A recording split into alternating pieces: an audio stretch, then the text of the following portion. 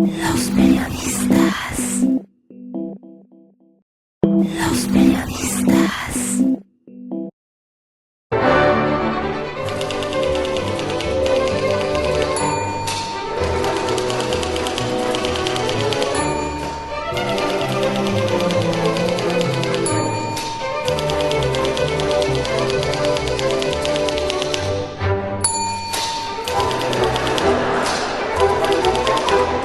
Una de las asignaturas pendientes del sistema pasado, el tricolor, era cómo negociar con los grupos locales, cómo neutralizarlos ante la designación del tapado del gobierno federal para gobernar Puebla.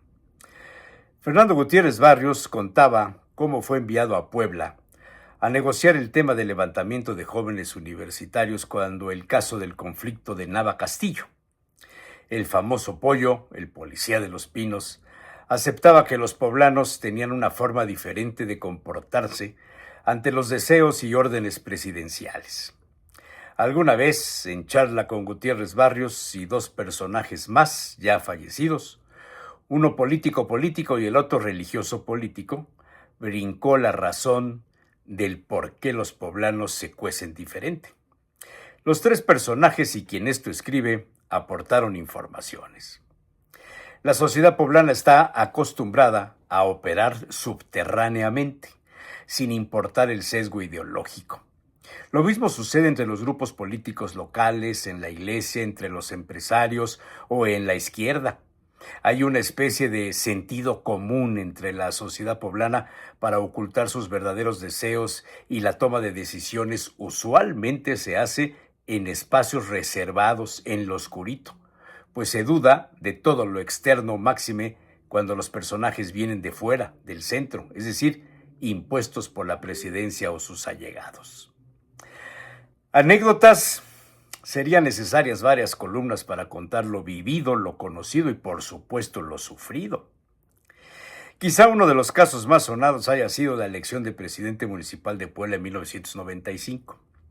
Gobernaba Manuel Bartlett, quien venía del centro como jugada de Carlos Salinas de Gortari para controlar la sucesión presidencial. Bartlett le estorbaba. Así que el poderoso exsecretario de Gobernación, que conocía las entrañas de los grupos de poder, sentó en su mesa a los mandos, a quienes tomaban las decisiones de poder tanto de la derecha como de la izquierda. Los resultados fueron positivos los 3 primeros años, pero a la mitad de su gobierno se rompió el encanto. Al momento de su toma de posesión, los grupos de la derecha poblana se alinearon y se vieron favorecidos con temas no solo económicos, también de posiciones estratégicas y, por supuesto, el derecho de picaporte para solucionar cualquier conflicto, cualquier gestión, cualquier traba. La razón era muy sencilla. Manuel Bartlett venía con toda la información nacional. Conocía los nombres y las responsabilidades reales de los grupos locales, es decir, no se sentó a negociar con los líderes empresariales o políticos de la derecha o la izquierda. Se sentó con los verdaderos jefes, a quienes conocía. Por tanto, al momento de su campaña y posterior triunfo electoral, el jefe de jefes llegó a Casa Puebla y le acompañaron 2 de los principales líderes local. Simplemente dijo: Manuel, estos 2 me representan. Acto seguido, primero uno y luego otro fueron el enlace permanente con el gobierno poblano. Así surgieron decisiones como el consorcio de la construcción, la donación de predios para edificios empresariales, gestiones en favor de colegios y universidades privadas, etc. El primer personaje presentado aquel día por el jefe de jefes voló pronto a cargos nacionales y dejó en su lugar al segundo personaje, que no desaprovechó la relación. Y así vivieron casi felices por 3 años. Hasta que Bartlett les pidió el apoyo para Germán Sierra Sánchez rumbo al Palacio Municipal. Fue entonces cuando se rompió el encanto. Mientras Bartlett se acercaba a los grupos locales para explicar el programa regional Angelópolis y lo bondadoso que sería para todos la continuidad en la zona conurbada de la capital, en el grupo de la derecha se organizaban subterráneamente para operar en contra. Así surgió un grupo no identificado entonces. En la mesa estaban Gabriel Hinojosa, Antonio Sánchez Díaz de Rivera, Pepe Momoxpan, algunos representantes eclesiásticos considerados progresistas y otros líderes sociales. Los resultados son de todos conocidos. Ganó Hinojosa y perdió Germán. Curiosamente, Gabriel nunca se afilió al PAN.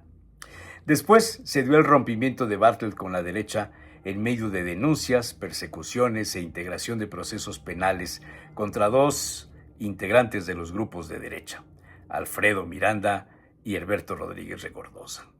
La amistad de los dos representantes del jefe de jefes se vio truncada y en corto Bartlett decía: me traicionaron. Esto en medio de una premisa. El jefe de jefes había sacado provecho de la negociación y los representantes tomaron un camino ajeno que originó una buena parte del escenario de la política actual en Puebla. El antecedente de estas negociaciones y operaciones subterráneas tuvo su más cercana presencia en el momento de proponer a Gonzalo Bautista O'Farrill para la presidencia municipal de Puebla y posterior interinato del gobierno del general Moreno Valle. Dos personajes involucrados en las posteriores negociaciones eran empleados de la ladrillera de Gonzalito. Ejemplos como este sobran, y no solo en el ámbito político, también en el religioso. Quizá el más notorio fue el bloqueo a la designación de Rosendo Huesca y Pacheco como auxiliar de Octaviano Márquez y Toriz. Aún vivirá por ahí alguno de los que lo recibieron con globos con pintura. Y por supuesto la comunidad periodística también ha sido presa de estas fuerzas ocultas a lo largo de los últimos 60 años o más.